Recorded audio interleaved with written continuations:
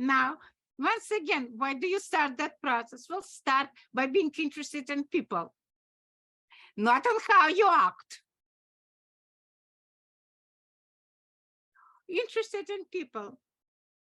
And there is also something very interesting. It connects where that essence comes from. It's very unique. Mastroianni, I don't remember from which character, which film, felt that something was very important about the shoes in the way his character walked. So I read that he went to Paris, walked all over the Paris, couldn't find the shoes that he knew that his personage had to have shoes, grounded, earth, the very foundation, not the mental image, not emotional memory, not all that calculation, not that he is desperate or that he is stingy or that he is that. It's something about shoes. That's essence. So Mastroianni said that he got desperate. He couldn't find in any shop. Then he found a shoemaker. And he said, I spent my own fortune money. And that shoemaker made him shoes he wanted. And we have similar stories from shoes, about shoes, from several other characters. In my own humble work, when I work with Rus Melachik, who for me remains, the enlightenment and deepest influence in my work. And we were working on a play where she was playing 16th century witch, Danish. And we started from very simple things. I found turn of the century, very, very early, tiny documentary clip from a village. And I said, Rus, she said, where do we start, Polina? I said, let's look. And we look on it. And I said, the way they move, they had those heavy wooden shoes in those villages. It was really new things. I said, that's where we start. And so we got this kind of a similar as possible, those heavy shoes. And Rus started to play with it. And and her voice started to change. And gradually, obviously, there is no one formula. But what I'm suggesting to actors is, number one, I repeat. Now I'm going to be a boring teacher. So I repeat, please, people are fascinating. They are more interesting than actually, I always think that other people are more interesting than I am. So the point is, I get in love and fascinated. Get in love with people you watch. Don't judge them. Mm-hmm. Don't judge them, but trying to enter into that, you smell like smelling the way animals smell us. Smell the person. What is it? What is it? And then suddenly you notice, like the story, because I said when Hamlet, when Smoktunovsky comes to the first rehearsal, working on a great film, everybody should see Hamlet. And Smoktunovsky was born in a village. And for people who don't know, Smoktunovsky was a legendary Russian actor whose Hamlet basically charmed English and convinced English more than Laurence Olivier's Hamlet, which is wow. So it's very, so Smoktunovsky was born in a village. Like Brando, he took care of the cows and things. Smoktunovsky comes and he said, okay, so Hamlet, where do we start? And Smoktunovsky said, well, and start talking. And said, and I noticed that his hand as he talked to me and asked me, said, tell me questions. It became a hand of a prince. And if you watch the movie, watch his hand. Watch his hand. And another story, I have another friend, who was working on a film with Smoktunovsky, Russian film director, and he says that Smoktunovsky would come before shooting. I said, okay, let's work. I'm empty. I'm ready. I'm empty. Fill me in. Yeah. And his performance for me when I was 16 or so, his Hamlet, it was magical. His Uncle Vanya, and he could equally play Hamlet, Uncle Vanya, and great comedies. Everything is range. So Polina, just to relate everything you're saying to the practice of the exercises that we did the experimentations that we did in class, which I thought was interesting. I mean, I can talk about myself. It's really not about myself, but what was interesting is we watch each other. Excuse me. We watch each other with no sound, so we muted on Zoom, and we are in the presence of an actress, who is actually not doing anything but capturing the essence of their own character and then balance it against their surrounding, their specific surrounding. And I'm going to say what happened to me because I felt it was like really incredible to believe that when I was kind of emptying myself, true, then being in the presence physically and sensorily with the character I was playing, which was going through a big political dilemma, and at the same time was called into his heart. And I was looking at some pictures in my office as I was doing it to plug into, emotions, or not emotions, but affection, I should say, love, people that I love, because my heart wanted more than what I was finding in the situation. And somebody in the class was watching me. Everybody was watching another person. We were working duet, but the person was watching me in silence with no words, understood it was a political leader with panache, let's say, with gravitas, and at some point got his heart to melt. And I was like, what the hell? I mean, how did that person really see this? Because there was no word, nothing. And look, it's a small screen, and we're able to do this almost on the spur of the moment. So I just want to put this out, Polina, because for me, as an experience, it gives me a lot of trust in my ability to convey something authentic with no artifact, but a true almost meditation on the character from a place of physicality and sensation, not from a place of emotion and understanding. Yeah, I was, because I've worked with this character a lot, so it lives in me already. So the emptiness and the fullness have come, and then I was able to get kind of switch into it so quickly for somebody to perceive it without words. Without words on the moment like this, I was really strong, and me watching him was the same. I saw things that clearly was his intention. Again, no dialogue, very little staging. I mean, almost no staging. Just like So it was very powerful. So I mean, I just want to say this in terms of what you're saying, which is, and I said that is total humility, but an ambition at the same time. It's like great actors are just able to connect with the great genius in every one of us to convey something. Yes, Lou.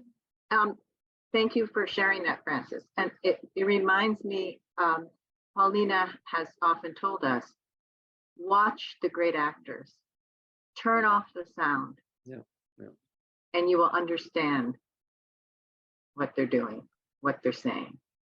And so the genius, as you were talking about earlier, maybe in another podcast, but the genie is within all of us. And then the process and learning of how to empty and absorb and all these other foundational steps, Yes, are available to us in Polina's class. It's it's possible, and it's by Zoom. So we have people from Ireland and Europe and California and I can share a breakthrough also, Louis, and I wanted to share it with you because it was 2 weeks ago, and we will. Oh yes, please. Yeah. But it's interesting because 3 weeks ago, Louis, Polina got us to start working without warm up, and I think you were there, directly into being still. That was this past you were there. That's 3 weeks ago. Yeah, and then you said, and I said to Polina, "Oh, that's interesting because you didn't warm us up, and we had to go directly into this silence, this emptiness, no psychological development, just like being present, whatever was going." Okay, and say, "Oh yeah, I did it on purpose. I did it on purpose because when you're on stage, on film, you have to move from one stage to the other. Okay. And then she told me, Francis, you're pretty well aligned, but there was a part of you that was trying to control.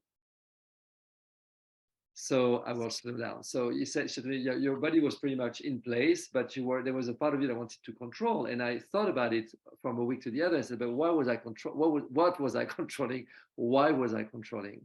I think retrospectively, I think, from action in your head, phone calls, write notes, etc., boom, to class, and then suddenly, boom, arriving into stillness. Yeah. The body has to adjust. Honestly, it has to adjust. There's a discomfort, there's a transition. So, and I guess instead of being fully present to it or just accepting what was, I was trying to make it better. So that's what the mind controls. So the next week, I told myself, okay, I'm going to come to class and I will just stay with what is from a sensation standpoint, just like an animal, because I watch my dog and, my dog reacts to whatever sun, to sound, so, okay. So I did this and then there was a lot of expressiveness. There was a lot of things that were coming out of me, almost like images, sensations, characters, people, that were coming through my body, which are totally alien to my identity. Okay. I told Polina, I became like a big fat Southern African American mama, through the exercise that we were doing. So what I'm trying to say here is that what Polina is saying is this notion of just being willing to take stock of your instrument, feeling what is going through, because this is the truthful presence to what is around you, and then things start emerging. This is what we're talking about. That's what Chekhov tried to pass to his students. You see, when I ask purposely, because I more or less guess what's going to happen to people, to stand still, even the simple direction, the actor, the director said in the shot, you don't need to do anything, you stay still. What happens is we are so addicted. We perceive and live in a brain image, in a mental image of ourselves. That's where the control comes. We are not in our real, full, sensual, biological, somatic body. So we're standing here and everybody else, we're standing, but you were standing in your head, in a head image. And the head, the brain, of course, is controlling the image because it has to create the image. It's the head that draws the image and wants you to fit into that image. And that's what happens to us in life and stage. We create the image. Brain, we basically became beings who live in our mental images. And to drop that image, Jack Nicholson doing his funny shaking exercise, Alvin Epstein, from whom I learned it at Yale Rep when I was performing with him, was doing similar. It's waking the vibration in the body because the mental image cuts us away. And then we know everything about the character. That's what happened to Michael Chekhov. So the character was in his brain image. Under this stress, his brain computer turned off. And his nature that reacted, that knew something, that was true to it, came out as that Jewish man, on a black market that he fully understood. So that observation of that man, he was not imitating him. He was not reproducing him. He was living it out. He let him be born and comes through him and surprised him. How often when we perform, we are surprised. I always say, if you, during the performance, after perform, you don't surprise yourself, you are not fully living in it. Yeah. Yes, Francis. No, because there's a word I think that's important here, maybe to submit to you, to offer to you, Polina, that's resonance. Resonance. Yeah, I'm a musician. So you enter in resonance with the old Jewish man, salesman on the market. You enter in resonance. you open your field, to that person. That comes from empathy, from the heart and everything, like being really open. And empathy doesn't mean that you like. Empathy means that you are with, you And non-judgmental, right? exactly. Judgment. So there's Yeah. no judgment. You're just in resonance. You enter in resonance because we have resonance field, and then that resonance expresses itself at some point because you brought the body to be still, and therefore the body can go back into vibration. Because we know if you control with the mind, if you're in your thought, it's as if you're contracting everything. You're like putting concrete around it, as opposed to being like Concrete, right? Yeah, because we're always. That's what I was trying to say. Last night I watched this movie. I'm not going to talk about the movie, but I really entered in resonance with the life of the character through this actor, and it was living in me for 2 hours. Right. And there are many layers of my life that resonates with this character, woman singer, and so many layers. And then, wow, my whole body was in, in the flux of all these sound waves. Do you think that's why they say to people, like my mother who lived through a war, they said, don't watch war movies before bed. Don't watch negative news stories before bed, because you're absorbing that essence of that story. And if you've lived through some of that before, then it really must vibrate within you. It goes, yeah. Right? Yeah. You see, what's very interesting as you're talking, as I listen, is how in life, no experience can be put into one, like linear, delineated into step, and this, you experience it in its totality. Yeah. Yes. You react to it in its totality. In acting, we came to this need to control, this need to me, this what is end gaining mentality that works for the result. Yeah. It's destroying, actually. The result is destruction of the world we live today. Because we don't live, we actually function to produce, being it a character or being whatever we create. And there is no creative process, because to create, it's not to know what comes out, right? Right. God, I guess, experimented. How I make Eve and Adam. You cannot be creative if you already know what product you want. I do think. And then acting process, I just finished, don't forget what I want to say. So acting methodology became like a factory. Get your objective, get this, get your emotional memory. It's manipulation. There is no creative process in it. Yeah. But playing with the shoes, I don't know where it takes. It might take you nowhere. It might open the stuff for you. You don't know. You play with it and you say, what changes? I ask, ladies, I said, when you walk in sneakers and when you go to a party on high heels, do you feel you experience yourself differently? Sure. Right. When you go out, you didn't have time to put makeup on your rush. Or when you go to party and you spend 1 hour on making you look beautiful with all the makeup routine, you feel different. Sure.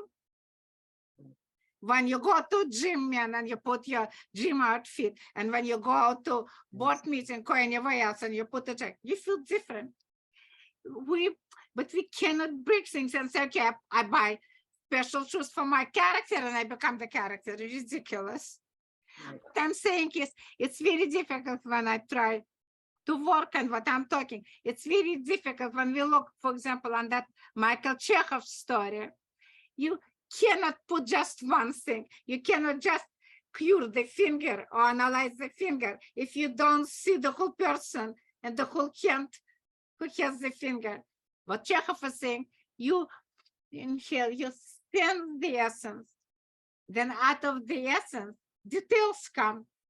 Because if my essence, I don't know these things, but I don't know what is my essence. I don't know what is my essence. What is my essence now? Hiding. And then my details come. Yes, Francis. Yes. No, but I think what you're saying, and I think just to maybe link it to the audience, but there are all these different processes. Obviously, you read the play or the script. Obviously, you think about your character, you research your character, you observe your character, whatever. You know, if it's a historical character, so what I'm trying to say, there's one place that where you feed your imagination. There's another one where you empty your container, and there's a third one when you make yourself available to entering in resonance with the moment of performance. You know, you get on stage with a very specific space, you know, delineated. It's like, you know, and then you have this ability to empty the psychological, the emotional, so that the sensorial can be heightened. And then at some point, it's the way nature works, emerges The motion, work emerges, emerges, right? yeah, motion, physical, you know, there's something that starts moving in your body and you react to this. And of course, because you fed your imagination and you know your lines, you know, all of this comes together in a way that's not controllable, but something that you can influence with the right principles, I think.